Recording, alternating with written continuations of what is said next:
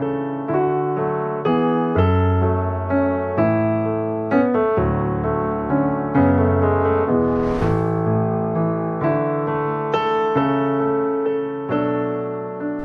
irmãos, a paz do Senhor, tudo bem com vocês?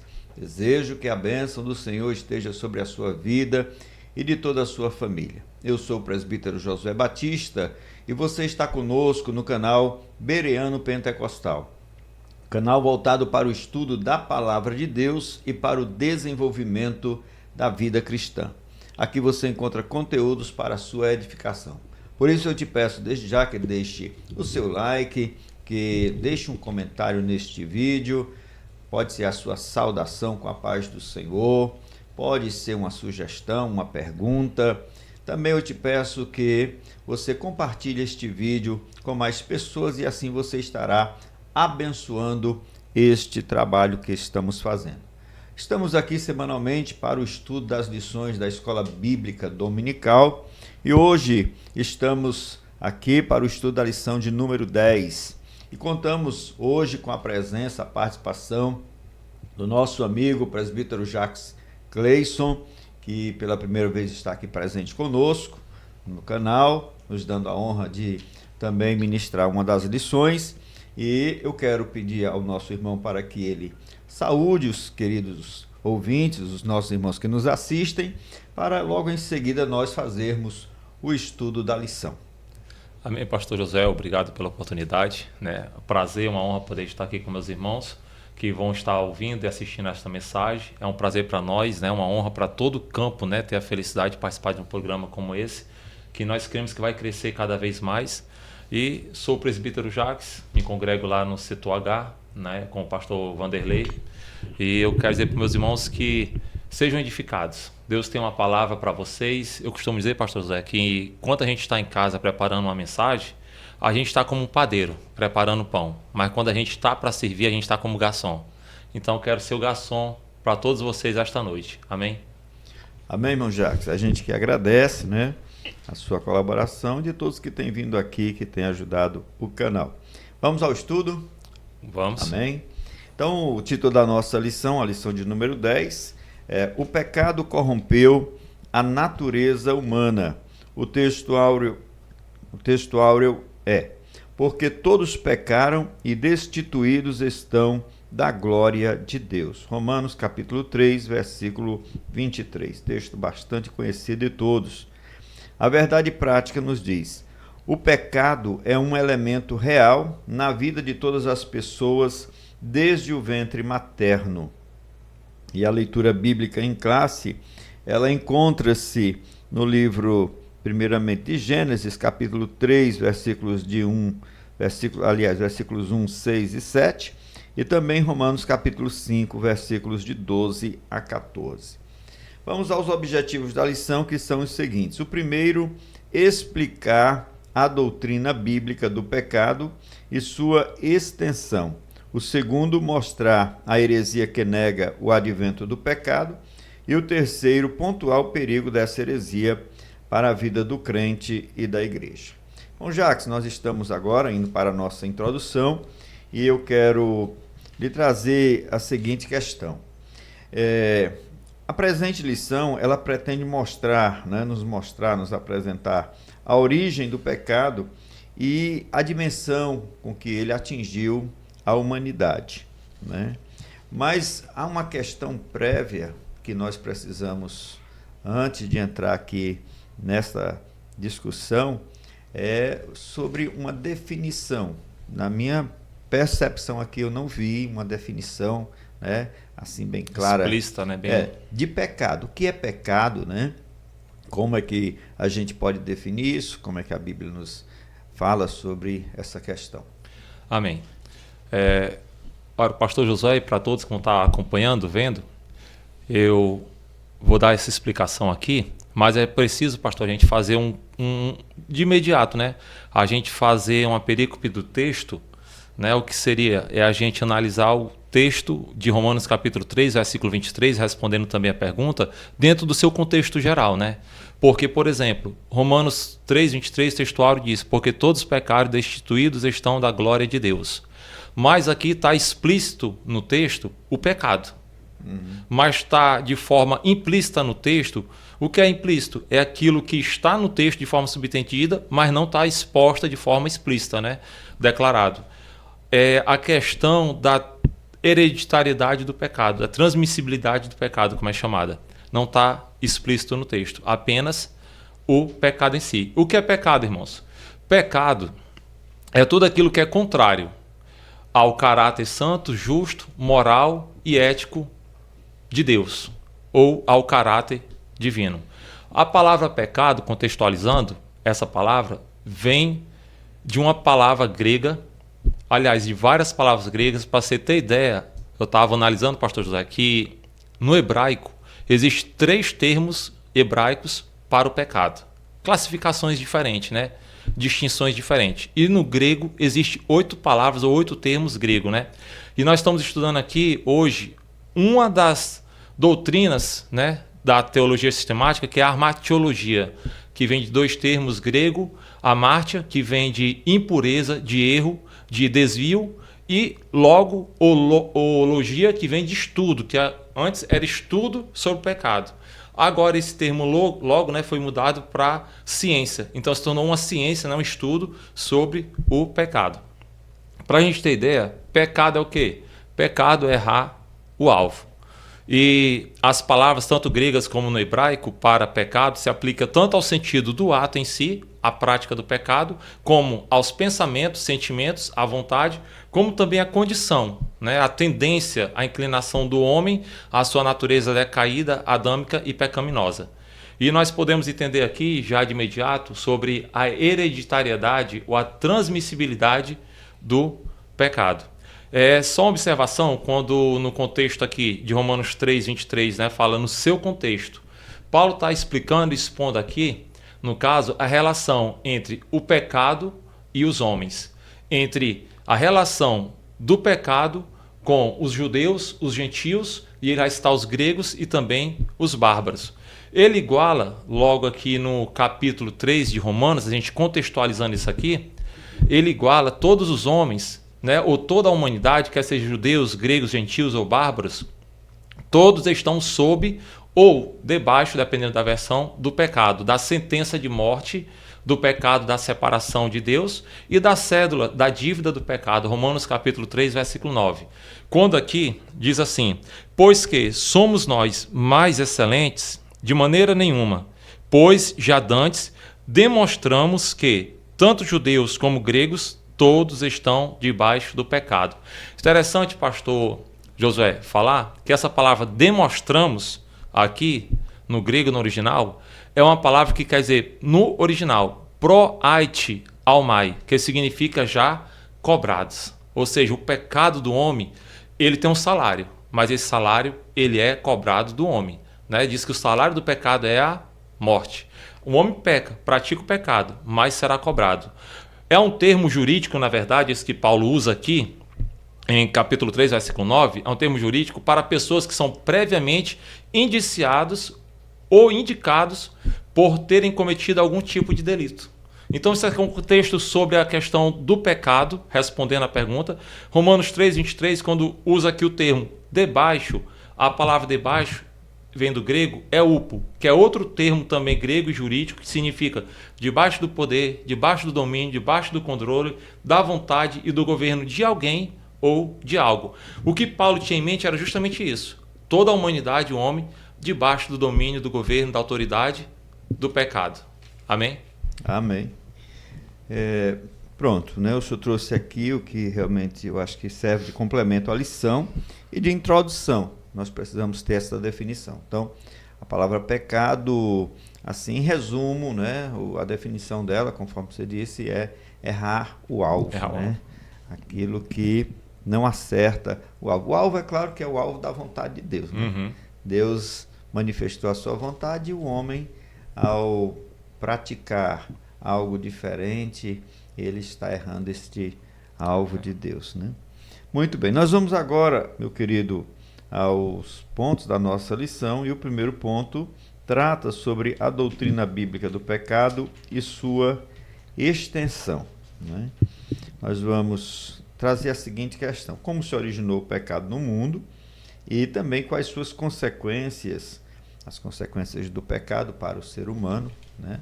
E para o mundo de um modo em geral, para a terra, e também qual é a extensão do pecado, até que ponto ele atingiu na raça humana. Amém. Nós podemos ver aqui nesse primeiro ponto, respondendo, a origem do pecado, né, como teve início. Lá em Isaías capítulo 14, verso 13 ao 14, vai falar de Lúcifer, né? Que ele estava entre as pedras afogueadas, né? Pedras preciosas, e ele olhou para o alto, viu o trono de Deus e ele disse que subirei, né? Acima das nuvens, né? Das alturas, e me assentarei no trono de Deus. Ele queria no coração, desejava ser igual a Deus. Isso me lembra um hino que eu gosto muito, da década de 80 e pouco, do cantor Eliezer Rosa, que diz que divisão não vem de Deus. Quem primeiro quis dividir, lá no céu não entra mais, foi Lucifer, um dos anjos do Senhor, que por fim se transformou no maldito Satanás. Então assim, foi a rebelião mesmo, né? Deu origem no céu, o primeiro pecado foi cometido no céu, foi através de Satanás, de Lúcifer. Mas o interessante, pastor José, porque assim, o que começou no céu, deu continuidade na terra. Após ele ser lançado, com a terça parte dos anjos cair no jardim, a Bíblia diz que ele se apossou de uma serpente que estava ali, né? Uma cobra, e seduziu a mulher. Mas nós podemos ver que o mesmo desejo que Satanás tinha no coração de tomar, né, coração sentido figurado, mas de tomar o lugar de Deus, ele conseguiu introduzir isso no coração de Eva, da mulher e do homem, né? Porque a Bíblia diz lá em Gênesis capítulo 3, versículo 5, que ele disse para a mulher: "E sereis como Deus, sabendo o bem e o mal." Isso é tão interessante porque o diabo vem sempre seduzindo a humanidade, os homens, pelo poder, pela ganância, pelos status, pela posição, pela cadeira. Nós vemos que até Cristo ele tentou dessa forma. Ele disse: "Se prostrados me adorares, te darei o quê? Todos os reinos do mundo." A Bíblia diz que sobre Davi, ele incitou Davi a contar todos os homens que ele tinha no seu exército. Por quê? Para mostrar poder, mostrar grandeza. Então sempre Satanás, né, ele usa dessa forma para poder seduzir o homem. Amém? Então teve origem lá nos céus, dando continuidade no jardim do Éden, né? Só rapidamente, aqui o segundo subtópico que fala que foram abertos os olhos. Eu achei interessante algo que eu estava pensando lá em casa, pastor. O seguinte, porque os olhos deles eram olhos inocentes. Tinha uma pureza, uma inocência, né? Do homem, né? Antes da queda. Mas diz que foram abertos os olhos. Só que esses olhos que foram abertos eram os olhos naturais, os olhos carnais, né? Os olhos da malícia, da maldade, do desejo. Eles estavam nus, o tempo todo no jardim. Mantinham suas relações de marido e mulher, mas não percebiam maldade ou malícia. Mas depois que os olhos foram abertos de forma natural para a maldade, para a malícia, eles perceberam que os dois estavam nus. Eles não tinham vergonha antes. A partir dos olhos abertos, eles começaram a sentir vergonha. Então foi a partir dos olhos, da concupiscência dos olhos, né, que os olhos foram abertos e que eles passaram a ter esses instintos, esses desejos, né, do espiritual, olhos espirituais de pureza, para os olhos de pecado, de iniquidade, desprovido, né, da inocência. Amém? Isso é muito bem. Assim fica claro, irmão, né, pela lição e também pela Bíblia, que o pecado ele não se originou ali exatamente no Éden, né? Não. Aí ele se origina no céu, através daquele de Lúcifer, né? Que era um querubim e que ali ele se rebelou contra Deus. Certo. Agora, fale um pouco sobre essa questão das consequências, né, da queda, certo? Ali no Éden, e também nos fale sobre a extensão do pecado. Amém. É interessante a gente perceber logo aqui no Éden o seguinte, que após os olhos do homem e da mulher terem sido abertos, Deus não livrou, né? Eu estava meditando isso lá em casa, Deus não livrou, Deus não isentou nem Eva e nem Adão da culpa, né? Nenhum dos dois foram isentos da culpa, ou privado da culpa. Mas Deus chamou a responsabilidade de quem? De Adão, do homem. E o interessante é que a mulher foi seduzida primeiro. A mulher comeu primeiro do fruto. Mas a Bíblia não diz que os olhos foram abertos a partir dali. A partir do momento que o homem, como cabeça, Adão, comeu, os olhos foram abertos. A gente pode analisar isso aqui sobre o pecado, o seguinte, que a responsabilidade caiu sobre quem? Recaiu sobre o homem. Gênesis capítulo 3, versículo 11, no capítulo 3, versículo 17. E por causa do homem, a Bíblia também diz o quê? A terra foi amaldiçoada. E também por causa do homem novamente, a morte entrou e passou a todos os homens. Ou seja, toda uma extensão e toda consequência, como está lá em Romanos capítulo 5, versículo 12, que diz que por causa de um único homem entrou o pecado e pelo pecado entrou a morte no mundo. Nós podemos ver, no caso do pecado no Antigo Testamento, que ele teve origem ali no Jardim do Éden, e a partir daí começou a chamada que a gente chama na teologia a transmissibilidade, né? Ou a hereditariedade do pecado a todos os homens. Por quê? Apesar do jardim ser um local geograficamente físico, né? Literalmente físico, mas a extensão foi pelo mundo espiritual. Ou seja, transcendeu o mundo físico, transcendeu aquela geografia física do Jardim do Éden e passou também a transcender todas as gerações. Ou seja, a partir daí começou a chamada natureza adâmica ou pecaminosa do homem, né? E nós podemos ver nesse caso, eu estava observando aqui, quando diz Romanos capítulo 5, versículo 12, que embora o Éden tenha sido um local físico, mas as consequências, a extensão do pecado está até hoje entre nós. Porque se a gente for observar, tem um termo teológico que eu achei muito importante trazer e fazer essa observação, dois termos teológicos. O primeiro é de uma linha de pensamento, uma classificação de pensamento, que fala do pecado original, originante, que é o cometido por Adão e Eva. E tem um outro termo teológico, que é o pecado original, originado, que é a condição e o estado que o homem nasce em pecado. Aí alguém pergunta, mas como pode, né, o pecado ser transmitido de um homem para o outro? Que foi essa grande guerra, o problema entre Agostinho e Pelágio. Agostinho defendia, né, a questão do pecado original. Por que pecado original? Porque o pecado original que ele quis dizer se originou, não que tenha originado, começado no Jardim do Éden, foi no céu. Mas ele está falando a partir da geração do homem, da humanidade. Né? Então, por isso ele chama de pecado original, porque teve origem, um começo, um princípio, né? Um início no Jardim do Éden. Aí se tornou pecado original. Mas Pelágio, ele não entendia essa questão, como poderia ser transmitido de um homem para outro. E ele negava justamente essa questão de que o homem herdou o pecado de Adão. Ele disse que o pecado de Adão foi um pecado individual e pessoal, e as consequências morreram com ele, e cada homem é responsável por si quando nasce pelos seus atos. Ah, se fosse assim, né? Se fosse assim, né? Se fosse assim, alguém poderia, né, ter uma pessoa, além de Jesus, uma pessoa muito, muito justa também, e que não teria, né, esse pecado, essa natureza caída. Porque exatamente a questão da lição aqui é tratar dessa corrupção da natureza humana, né? Que isso foi universal, foi realmente transcendeu, como você disse, transcendeu ali o espaço geográfico do Éden. E nós podemos assim ver, dentro dessa questão da consequência, da extensão do pecado, que um termo teológico é chamado a depravação total. Né? O que é depravação total? É que o homem, de um todo, sua natureza foi corrompida, foi depravada. E o homem por si só não tem o poder de quê? De se salvar. O homem já nasce com a inclinação para quê? A natureza inclinada às práticas e à satisfação da carne, do pecado. Por isso Paulo fala, né, em Gálatas sobre as obras da carne e as obras do Espírito. Nós vemos também isso lá em Romanos, capítulo 7, do versículo 14 ao versículo 25. E nós podemos ver também outra extensão que justamente o que o senhor colocou. A universalidade, a universalização do pecado. Né?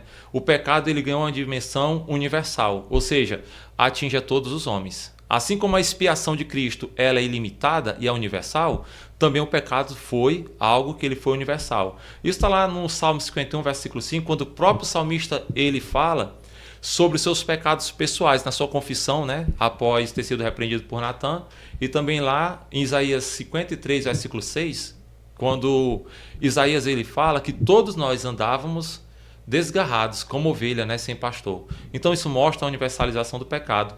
Outra da consequência, extensão do pecado, é que o pecado que foi cometido, quer seja no corpo ou ele fora do corpo, ele é um pecado sempre feito contra quem?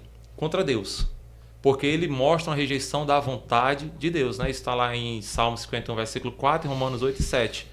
Uma outra consequência, ou extensão, foi a punição, o castigo, que nós vemos aí que houve 5 castigos, ou 5 punições. O primeiro foi sobre a serpente, Gênesis 3:14. O segundo sobre Satanás, Gênesis 3:15. O terceiro sobre a mulher, Gênesis 3:16. Um quarto sobre a humanidade como um todo, Gênesis 3:17.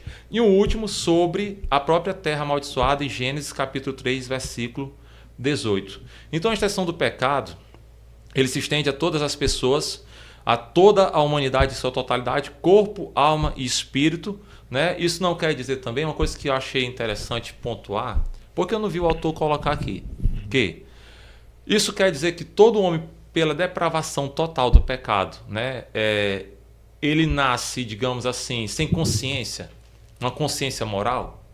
Não. Por quê? Nós podemos perceber, Romanos capítulo 2, versículo 14 e 15, é interessante falar isso aqui, que Romanos capítulo 2, versículo 2, versículo 15, vai falar da consciência do homem e do homem natural, o homem sem Deus. Diz assim: porque quando os gentios que não têm lei fazem naturalmente as coisas que são da lei, não tendo eles lei para si mesmo, são lei, os quais mostram a obra da lei escrita no seu coração, testificando juntamente a sua consciência e os seus pensamentos, quer acusando, quer defendendo. Ou seja, tem homens que eles não estão debaixo de uma lei, vou dizer uma lei divina, né? Não conhecer a Cristo, mas eles têm uma lei interior, uma lei moral dentro deles que chama consciência. E ela é um eterno vigilante. Então, o homem depravou, depravação total, não quer dizer que o homem está sem consciência. Do mesmo modo, não quer dizer que o homem não é capaz de realizar, obrar, né, fazer obras boas. Porque nós vemos que Jesus, lá em Marcos capítulo 10, versículo 21, ele encontrou um jovem rico, né, que no final ele pede para ele dar seus bens, distribuir seus bens, mas ele faz um elogio a ele porque ele diz que de forma religiosa ele cumpria com todos os mandamentos, amar a Deus, amar o próximo, né? Então, quer dizer, Jesus louvou ele, ou Jesus encontrou nele qualidades e virtudes. Apenas o homem por si só não pode se salvar. Amém? Amém. Glória a Jesus. Então, podemos dizer que o pecado, ele atingiu a todos, essa é a extensão, né? E corrompeu a natureza de um modo geral. Embora o homem possa praticar boas obras, mesmo não conhecendo a Cristo, mesmo no Antigo Testamento, que não viviam todos debaixo da lei, mas muitas pessoas podiam praticar coisas lei moral, boas, né? Que é a lei moral, né? Interior. E assim, mas sempre com muita imperfeição, né? Uhum. Mesmo as boas obras humanas, elas às vezes têm algum interesse secundário por trás, né? E sempre vai faltar algo, né? Como Jesus falou para o jovem rico, elogiou ele pela questão religiosa, era um homem espiritual religioso ou legalista, mas que Jesus termina o sermão, aliás, a conversa com ele, diálogo, dizendo que ainda falta uma coisa. O homem, por mais bom que seja, embora ele não viva debaixo da lei, mas sempre vai ter uma necessidade espiritual nele, sempre vai ter uma carência, uma ausência espiritual nele. A gente aprende, né, na igreja, que todo homem tem dentro dele um vazio que é do tamanho de Deus. Sempre vai estar faltando alguma coisa. Amém, meu querido. Muito bem exposto aqui esse primeiro ponto. E nós agora já vamos avançar para o segundo ponto, né? A heresia que nega o advento do pecado. Muito bem, vamos trazer aqui a seguinte questão. A heresia é o pelagianismo, né? Então, o que foi o pelagianismo? Já até dei uma pincelada aí falando sobre o seu proponente, né? E o que os seus seguidores entendiam a respeito da doutrina bíblica ortodoxa do pecado, né? E qual a resposta bíblica a Pelágio e a seus seguidores? Aqui nós vamos trazer um pouquinho da parte histórica, né? Que aí esse segundo ponto vai trazer a questão dessa heresia que aconteceu ali no quarto, quinto século. Amém. Pelágio, né, ele ensinava que o homem era capaz de fazer suas próprias escolhas, independente de um autor divino, de um criador, de um Deus, de um ser divino sobre ele, e como era capaz de escolher entre o bem e o mal. Pelágio, ele, como a revista aqui na lição tem um ponto que ela vai dizer, que enquanto o assunto estava no campo mais ético, da ética, né, ou seja, do campo moral, né, do homem, da conduta do homem, da maneira do homem se comportar em sociedade ou em comunidade, estava tudo bem. A controvérsia começou a partir do momento que foi para a parte teológica, né, da teologia, da doutrina, né, no caso. Aí começou a controvérsia. Por quê? Porque Pelágio defendia isso. Ele e Celestius, né, o seu seguidor, seu discípulo fiel, que o homem era capaz de por si só praticar atos de bondade ou de maldade, e que Deus não tinha nada a ver com isso. E que era uma questão de escolha do homem e não uma questão de natureza adâmica, pecaminosa, decaída, corrompida, né, depravação do homem, e que o homem também por si só poderia escolher entre salvação ou não. Não precisava de um Deus para lhe salvar. Como ele também dizia, né, no seu argumento, que Cristo, o sacrifício de Cristo pelos homens, não era necessário. E que o pecado original não existia. E é aí onde entrava em controvérsia ele e Agostinho por isso, porque também tinha uma questão que na revista não vem tratando, que era a questão, justamente como eu falei aqui, da escolha entre o bem e o mal, né? Sem precisar de Deus. Ele negava a necessidade da graça. Ele negava a necessidade de ter um Deus para lhe salvar, né? Uma questão que ele negava é a questão de ter alguma lei. Mas nós podemos ver lá no contexto de Romanos capítulo 3, no versículo 19, versículo 20, que diz: ora, nós sabemos que tudo que a lei diz, ao que está debaixo da lei o diz, para que toda boca esteja fechada e todo o mundo seja condenável diante de Deus. Por isso nenhuma carne será justificada diante dele, pelas obras da lei, porque pela lei vem o conhecimento do pecado. Ou seja, a lei aqui que Paulo está se referindo no contexto, é que a lei também ela só serviu de aio, como está lá em Gálatas capítulo 6. De caminho para apontar o homem, né? Ensinar o homem. Porque tem uma passagem no Antigo Testamento que Deus falando com Moisés, ele diz, na hora de criar as tábuas do mandamento, ele diz, porque meu povo é como uma criança, não sabe discernir entre a mão direita e a mão esquerda. Então a lei veio para quê? Para mostrar o pecado, né? E Pelágio ele negava essa questão de ter uma lei moral, de ter uma lei, ele achava que a lei moral era a lei da consciência humana. Era a lei da razão. Ele achava que o homem poderia se salvar pela própria consciência, ou pela própria lógica, pela própria razão humana. E nós podemos ver aqui, pastor José, 3 propósitos da lei. O primeiro propósito, que a gente chama de propósito primário da lei, é revelar a exigência divina com relação ao pecado. Está lá em Romanos 7, do 7 ao 13. O segundo propósito da lei, que é o propósito secundário, era apontar justamente o quê? Para o pecado. Era revelar o pecado. E o terceiro e último propósito da lei era o chamado propósito permanente ou definido, que era o quê? Era preparar o caminho para a graça, para Cristo. Ou seja, enquanto Pelágio achava que o homem por si só, pela razão, pela lógica, pela uma lei moral, mas não divina, podia ter o livre-arbítrio de escolha, a lei mostrava o quê? Que o homem era escravo. E que o homem não tinha essa liberdade ou esse livre-arbítrio. Ele precisava de alguém maior do que ele e maior do que a lei para que ele fosse salvo, porque o homem se tornou escravo do pecado, a natureza humana se tornou corrompida. O homem não tem aquela capacidade de dizer, hoje eu não bebo mais, a partir de hoje eu não bebo mais e deixar de beber. A partir de hoje eu não fumo mais e deixar de fumar. Sempre, isso me lembra um debate que teve entre um cristão e um não cristão, que ele chegou a questionar. Vocês dizem que são salvos e libertos, vão para o céu, mas são escravos, porque vocês não podem beber, não podem fumar, não podem ir para uma festa, isso, aquilo, outro. Aí o homem questiona ele, pois, me diga uma coisa, você bebe? Ele diz, bebo. Você fuma? Fumo. Você é casado? Sou. Mas você adultera? Também. E o senhor vai para a festa? Tal? Sim. Ele diz, você consegue a partir de hoje deixar de fumar? Ele não. E você consegue a partir de hoje deixar de beber? Também não. Ele diz, então veja bem, eu não sou escravo porque não bebo, ou porque não fumo. Eu sou liberto justamente porque eu tenho uma escolha se eu quero ou não fumar ou beber. É uma questão de escolha. Agora você é escravo, porque você está debaixo do poder do cigarro e da bebida, que são vícios. Então Pelágio ele achava que por si só podia se libertar. Mas a palavra mostra que não. E é aquilo que Agostinho vinha defendendo. Que o homem por si só ele não tinha essa capacidade moral ou racional para viver sem Deus. O pelagianismo ele chegou a ser considerado ou condenado como heresia em algum momento da história do cristianismo? É interessante essa pergunta porque o pelagianismo ele foi condenado em 3 concílios, né? Teve 3 concílios aonde ele foi condenado justamente por conta da sua heresia.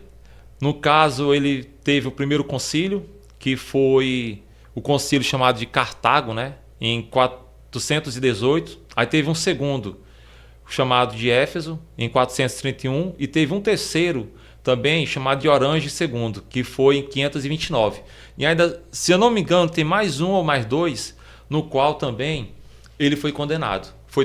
Foi 5 concílios ao todo, no qual ele foi condenado. E o seu discípulo, Celestius, também sofreu algumas condenações por um diácono, Paulino, de Milão, que acusou Celestius de 6 erros doutrinários, ou 6 heresias. Né? O fiel seguidor de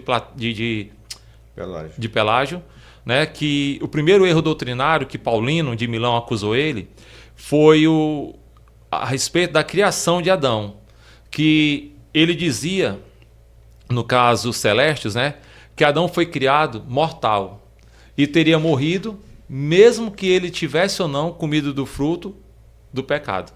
Né? Se ele tivesse pecado ou não, mesmo assim ele morria. Isso Celestius, né, seguidor de Pelágio, dizia. O segundo erro doutrinário pelo qual ele foi condenado, Celestius, foi porque ele dizia também que o pecado de Adão afetou somente a ele e não a toda a raça humana. E o terceiro foi que ele dizia que as crianças nasciam sem uma natureza adâmica, ou pecaminosa, ou corrompida. Que nasciam e eles nasciam na mesma condição da qual Adão estava antes do pecado. E que as crianças, por si, nenhuma delas nascia com essa natureza pecaminosa. E o quarto também, erro que ele cometeu doutrinário, Celestes, que ele foi condenado por isso, foi que o ser humano não morre por causa nem do pecado, consequência do pecado, e nem ressuscita por consequência da ressurreição de Cristo. E o quinto foi que ele dizia que a lei tem o mesmo poder que os evangelhos para salvar. Ou seja, se o evangelho salva, se a graça salva, a lei tinha o mesmo poder. E a lei serviu de aio. Ela não podia salvar. Era só para revelar ao homem o pecado, né? A natureza pecaminosa. E o último ponto, que foi a heresia, né, de Celestius, que ele, antes da encarnação do Verbo de Cristo, ele dizia que ouvia já homens que viveram antes de Cristo, né, da encarnação de Cristo como Verbo de Deus, que viveram aqui em santidade plena, sem nenhuma natureza pecaminosa e sem corrupção. Por causa disso, né, o diácono Paulino de Milão levou ele a júri, né, como era feito os concílios, né, tipo um júri popular, e lá ele foi condenado por essas 6 heresias que ele seguiu de Pelágio. A revista não traz, né, sua pesquisa aí, né? Seu dever de casa. A gente tem que ter uma colinha, né? Amém. Muito bom. O homem era herege mesmo, né? E demais. Muita heresia.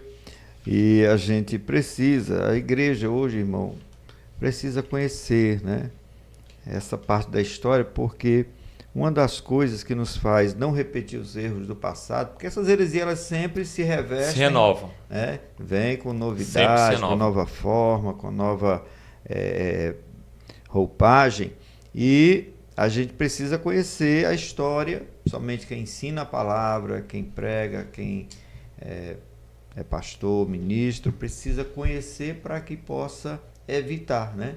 Às vezes vem alguém em nossas igrejas e traz uma mensagem assim, e termina trazendo um viés. E essa daqui é uma doutrina perigosa, porque a hora que o homem é capaz de se salvar por si mesmo, então a obra redentora de Cristo na cruz, ela perde o seu valor, perde o seu efeito, né? Se o homem podia se salvar pela lei, então para que Jesus tinha vindo ou veio? Não havia necessidade. Então, todas as heresias que tiram a centralidade da obra de Cristo, do Calvário, o valor do Calvário, o sacrifício de Jesus, né, morrendo em nosso lugar, realmente é uma heresia de perdição, como diz Pedro lá, né? Introduzindo heresias de perdição. Amém? Podemos seguir? Tem mais algum comentário neste ponto? Sobre esse ponto, a gente vê, digamos, a continuidade dessas heresias, assim, para a gente poder seguir para frente, nos dias de hoje. Uma das heresias no terceiro ponto, né? O perigo dessa heresia para a vida dos crentes da igreja É isso? É. Pronto, aí deixa eu fazer a pergunta, aí você Faça.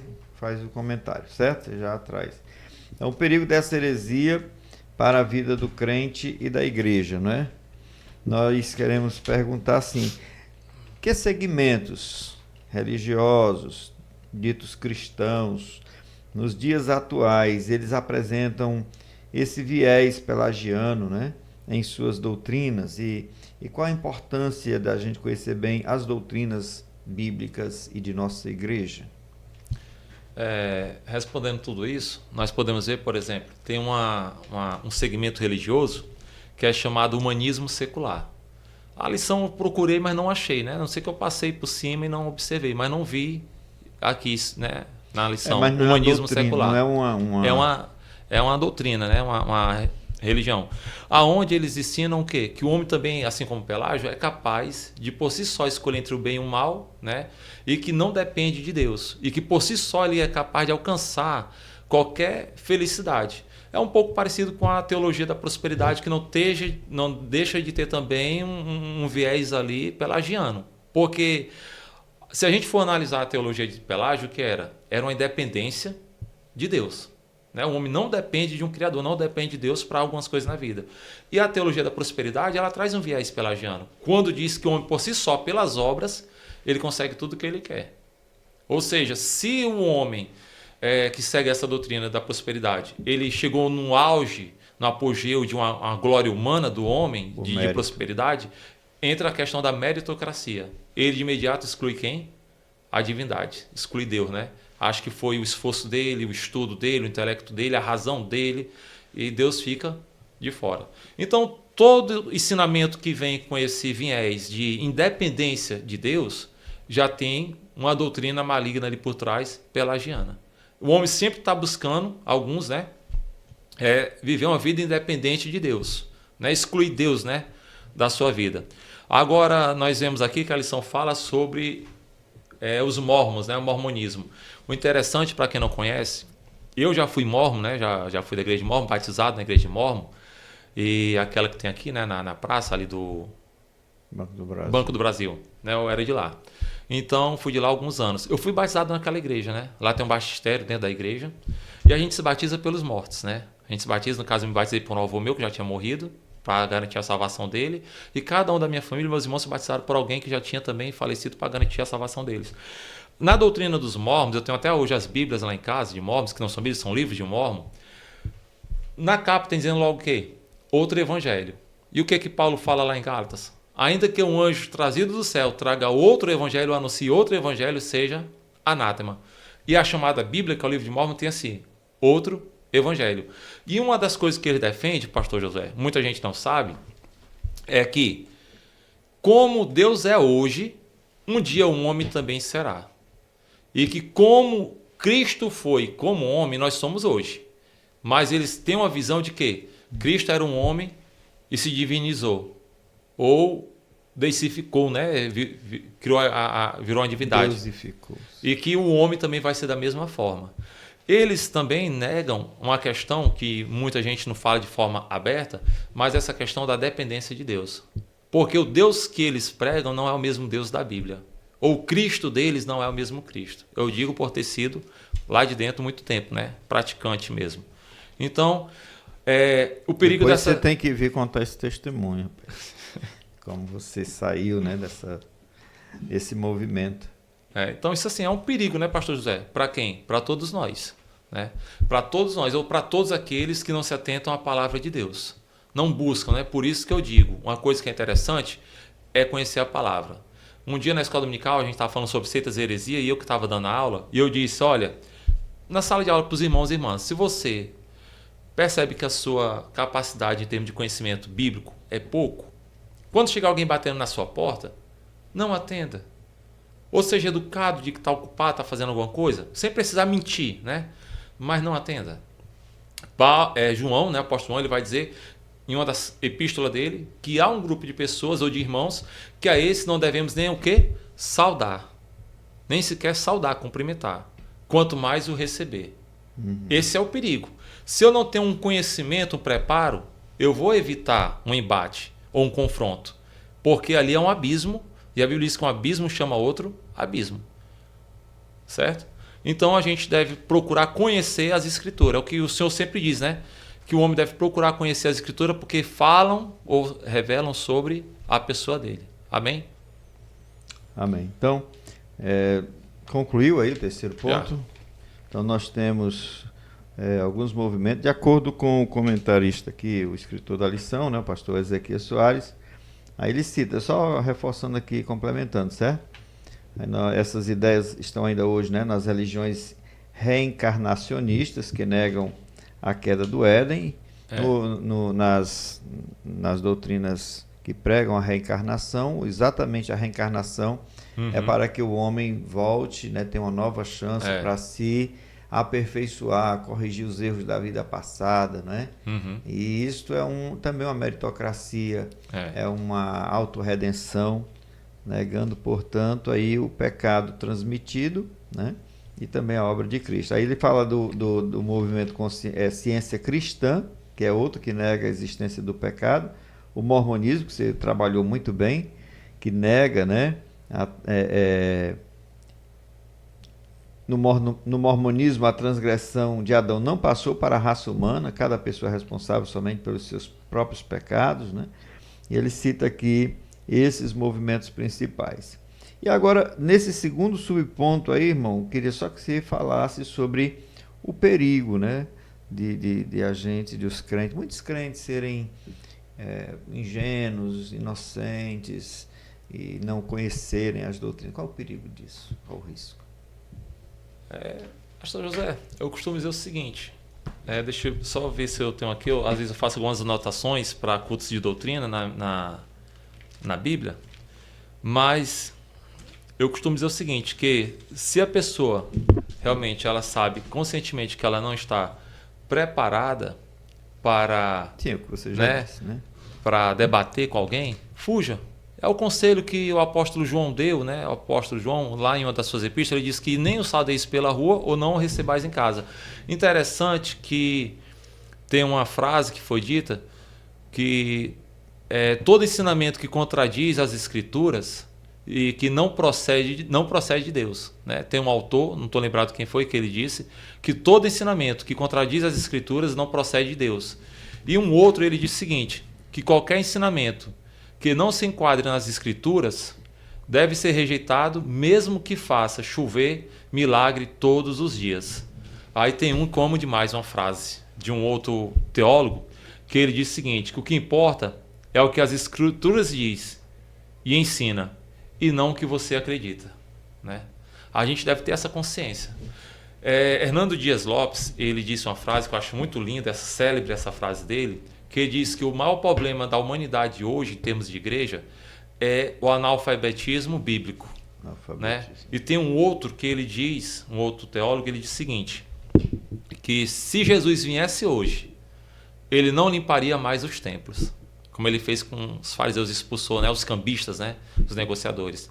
Ele limparia os púlpitos, porque está tendo um déficit de conhecimento bíblico. A gente vê, às vezes, algumas pessoas, infelizmente, se expressando ou querendo se expressar, e a gente percebe uma deficiência, né, na leitura, no conhecimento da palavra de Deus, e aí é onde está o perigo. Quando você percebe que a pessoa não tem intimidade com a palavra. Não tem. Se você não tem intimidade com a palavra, então quer dizer que aquela pessoa ela não tem intimidade com quem?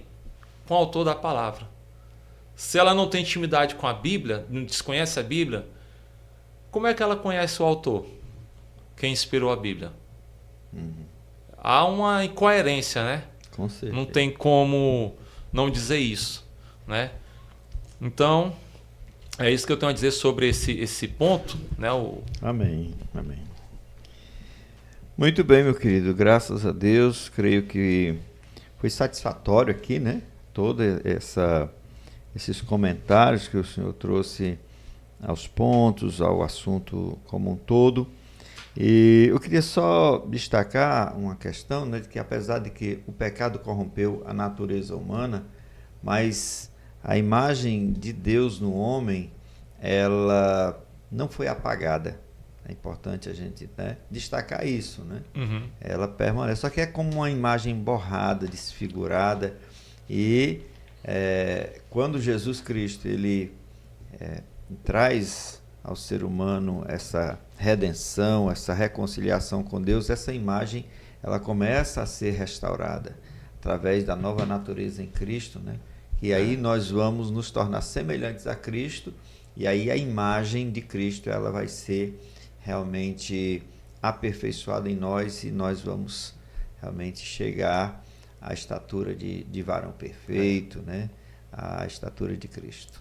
Interessante o pastor Josué comentar sobre isso, sobre a imagem e semelhança de Deus em nós, porque quando fala em Romanos 3:23 que todos pecaram e destituídos foram da glória de Deus, na verdade o apóstolo Paulo ele aponta para um fato no passado, ou ele aponta para o jardim do Éden, para o pecado original, para Adão e Eva. Ele traça aqui uma linha temporal, uma linha cronológica, ele retrocede até o jardim do Éden, até o pecado original. E quando ele disse que todos pecaram, eu fiquei pensando lá em casa e fiz uma pergunta à minha esposa e meus filhos, né? Disse, todos pecaram. Engraçado. Adão pecou lá atrás, no passado. Um fato que aconteceu no passado no Jardim do Éden. Mas olhando na linha do tempo para frente, ele disse que foram todos, ou seja, não só quem estava lá atrás. Todos, né? Todas as gerações, né, de homens pecaram. Aí eu parei para pensar. Isso dá a entender que foi de forma simultânea. Todos pecaram de forma simultânea, ao mesmo tempo. E quando foi isso que o homem pecou todos, a humanidade de forma simultânea? Todas as gerações que já passaram de homens por essa terra? Foi em Adão. Foi no Jardim do Éden. E o mais interessante ainda é uma frase que eu vi que diz assim: eu não estava com Adão no Jardim do Éden quando ele comeu do fruto e ele pecou, mas eu herdei a culpa. Eu também não estava com Cristo quando ele morreu no Calvário, mas eu herdei a graça, herdei o perdão, a reconciliação e a salvação. E quando diz, onde o senhor falou aí, sobre a semelhança, né, que o homem está destituído da glória de Deus, na verdade está falando que o homem ficou sem aquela comunhão original, aquela intimidade original que o homem tinha, no caso Adão, com Deus. Ele perdeu. Ele se afastou dessa imagem, dessa semelhança original que ele tinha com Deus, de comunhão, de santidade com Deus, de graça com Deus. Então ele perdeu um pouco dessa perfeição, né? E é isso que Cristo veio fazer. Ele veio reconciliar o homem com ele, para nós voltarmos a ter essa imagem e semelhança de Deus, né? Voltar a ter aquela santidade. Não vai ser mais aquela santidade no momento original como era no Jardim do Éden, antes do pecado. Mas como o senhor disse, a gente vai de glória em glória até chegar à estatura de varão perfeito. Amém? Amém. Meu querido professor, presbítero Jacques, nós queremos fazer aqui a conclusão desta lição, né? E eu quero só que você faça aí a sua saudação final, despedida, se quiser dizer mais alguma coisa, e para aí depois a gente fazer aqui a finalização da gravação. Amém. Eu quero agradecer ao pastor José mais uma vez, é um amigo que eu tenho de muitos anos, é um homem que eu sempre admirei e respeitei pela postura sempre moral e ética no nosso meio e pela forma dele tratar todos, né? Para mim é uma honra estar aqui com a sua figura, com a sua pessoa pessoalmente aqui, viu? É uma honra, para mim sempre é um privilégio poder lhe ver, lhe encontrar. Agradeço aos meus amados irmãos e irmãs que vão estar assistindo essa gravação. Compartilhe, isso vai ajudar muito o canal. Vocês não têm noção quanto lá em casa eu assisto. Inclusive, está dizendo para o pastor Josué que antes de eu vir, eu passei uma semana todinha, pastor, assistindo. As aulas do Luiz Carlos, assisti várias vezes, repetidamente, assistia e terminava.